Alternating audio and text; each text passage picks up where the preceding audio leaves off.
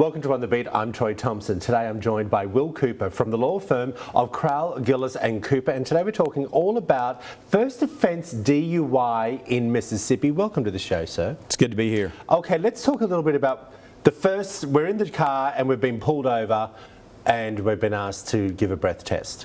Well, the first thing I would say is, it's best not to get behind the wheel if you've been drinking. Correct. But it happens, as we all know, and so if you get behind the wheel and you're pulled over and they ask you to take a breathalyzer, you have to make the quick decision at that point of whether or not to take the breathalyzer test.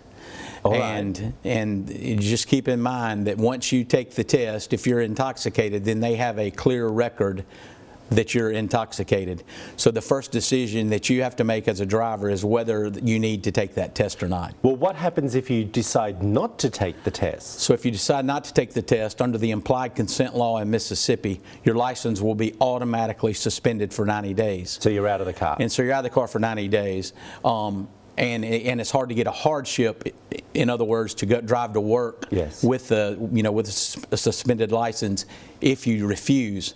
But keep in mind that if you do take the breathalyzer, then they're going to have a record of you being intoxicated. Yeah. Otherwise, they have to do it based on whether they can smell alcohol, whether or not, how you act. Of course. And it's all on film now, of course.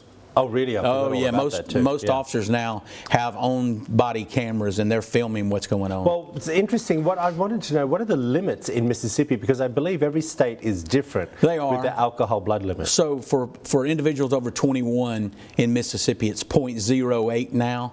If you're a commercial truck driver, though, and you're driving a truck, it's 0.04. If you're under the age of 21, we have what's called zero tolerance for minors. Yep. It's 0.02, which literally one alcoholic beverage will put you over that limit. Really? Yes. We shouldn't be drinking under 21 anyway. Well, that's true. It's, you'll get what's called a minor. Let's be real. You'll get a minor in possession as well. Let's be real. All right. What are the limits when it comes to the penalties of the limits, I should say? Well, so in a first DUI in Mississippi, it's anywhere from a $250 to $1,000 fine. On the spot? Well, not on the spot. Once you're found guilty. Remember, if you refuse it, 90-day suspension. If you're found guilty, then 120-day suspension of your license. The good news is Mississippi now allows what's called a non-adjudication if you request it. So your attorney in court can request that the penalty be non-adjudicated.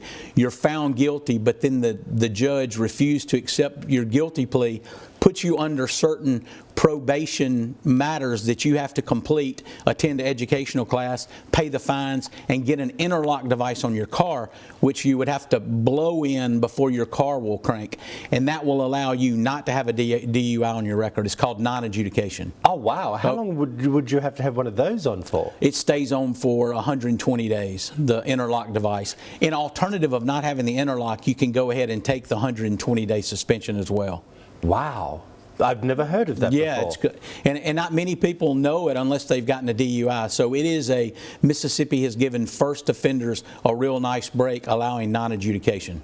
I find that fascinating. Yeah, now, if you lose your license, okay, would it depend on what your limits are when it comes to over the blood alcohol level, on how long you don't have a license for? It's typically just 120 days. That's just typically? Yes, but there are aggravating factors that can increase your penalty. For example, if you have someone under the age of 16 in the car, then you can get a ticket for endangerment. And the real problem with driving under the influence, if you have a wreck and hurt someone or kill someone, then you can be charged with felony DUI. I've seen it ruin lives. People spend 5 to 20 years in prison.